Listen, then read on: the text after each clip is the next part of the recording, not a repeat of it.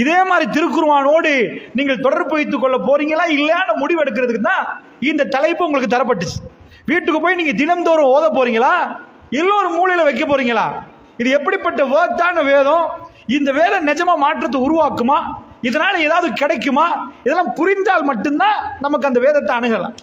அன்பிக்கினியவர்களே, உண்மையாக நீங்க பாத்தீங்கன்னா பொருளாதாரம் இல்லை, ரோட்ல இறங்கி அவங்க பணம் சம்பாதிச்சு வந்தா மட்டும்தான் குடும்பம் ரன் ஆகும் ஒரு நிலைமை இருந்துச்சு. இப்ப அப்படி இல்லை.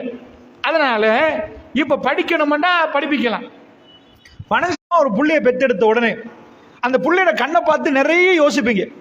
இந்த புள்ளை இப்படி வரணும், அன்பாகவும் பாசமாகவும் பக்குவமாகவும் நீங்க அவங்கள வளர்த்தெடுப்பீங்க. ஒவ்வொரு நாளும் நீங்க உங்க வாழ்க்கையை வாழாம புள்ளைய வாழ வைப்பீங்க. அவங்க ஆசா பாசங்களுக்கு இடம் கொடுப்பீங்க. அவங்க படிப்புக்காக செலவழிப்பீங்க. கொஞ்சம் கொஞ்சமா குழந்தை உங்கள்கிட்டே சுத்தி சுத்தி வளரும்.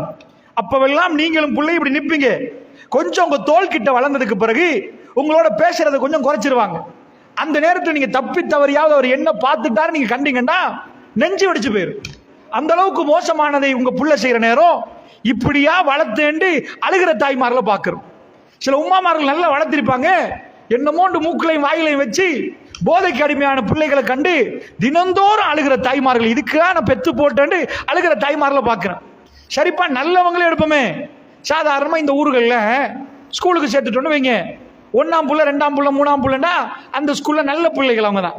அவங்க டீச்சர் கூப்பிட்டா மற்ற பிள்ளைகள் நடந்து வந்து இது ஓடி வந்துடும். அவ்வளோ கட்டுக்கோப்பான பிள்ளைகள். இந்த பிள்ளைகள் தான் பொதுவாக ரிசல்ட்ஸ் நல்லா போடுவாங்க.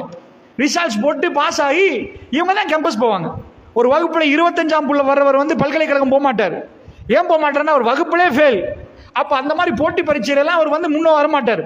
பல்கலைக்கழகத்தில் போய் யாரெல்லாம் வந்திருக்கிறீங்கன்னு கேட்டா ஒவ்வொரு பிள்ளையும் கை தூக்கும். இந்த ஸ்கூல்ல நான் 1ஆம் புள்ள, அந்த ஸ்கூல்ல நான் 1ஆம் புள்ள.